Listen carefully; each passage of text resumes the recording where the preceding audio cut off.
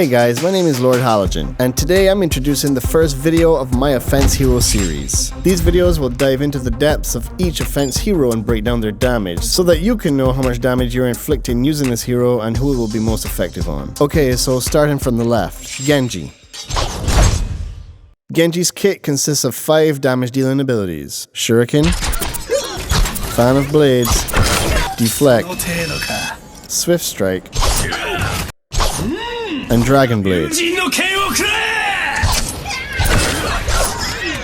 Along with these, Genji also has a passive ability, his Cyber Agility. Okay, so let's break down these abilities one by one. Genji's shurikens are projectile based, which means that there's a travel time between casting and contact. They deal 28 damage per projectile, and he throws 3 shurikens at a time. This has no drop off value, so you will always hit for a maximum of 28 damage per shuriken. Genji throws 3 shurikens in 1 second. So in 1 second, that brings Genji's damage using his primary fire to 84 damage per second. This ability is effective for more long range encounters and takes a bit of leading your target to make direct contact. Unless they're stationary, of course. In that case, then you should aim for critical hits. Genji's Fan of Blades. So again, we see that each blade or shuriken deals 28 per projectile, and he throws 3 per shot. Now, the rate of fire, however, is 1.33 shots per second, which is slightly faster than his primary, therefore dealing more damage per second. This brings his Fan of Blades damage to 111 damage a second. Now, I know the description doesn't show it, but this secondary ability has a wide spread, so it's mainly used for close encounters, when you can be sure to connect all 3 of the shurikens. Okay, Genji's Deflect. This is pretty self-explanatory, really. It enables Genji to deflect oncoming damage. Deflect, however, has no effect on certain weapon damage types, such as Zarya's Particle Cannon Beam, Mei's Endothermic Blaster Primary Fire, which is her Freeze Ray, Winston's Tesla Cannon, and Symmetra's Photon Projector Beam. So basically, it can deflect traditional damage models and projectiles, but not beams of any kind. In terms of damage, Genji deflects for full incoming damage, including enemy ultimates.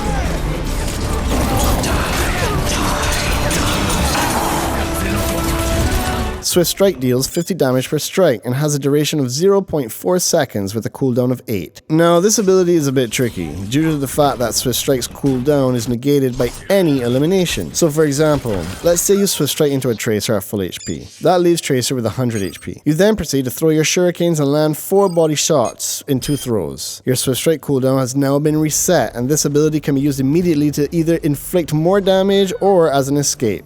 Here's another scenario where the cooldown is negated. Let's say you had a Winston on your back and you used Swift Strike to escape, but Winston only had 80 HP remaining due to other inflicted damage from other heroes. You throw your shurikens and get the elimination. Your Swift Strike cooldown is again reset and ready to use. Swift Strike can go through multiple enemies at once, inflicting 50 damage to all, so don't be afraid to use this ability in a Graviton Surge, even if Dragon Blade isn't available. This is also a great way to build up your ultimate. Now, onto Genji's ultimate ability, Dragon Blade.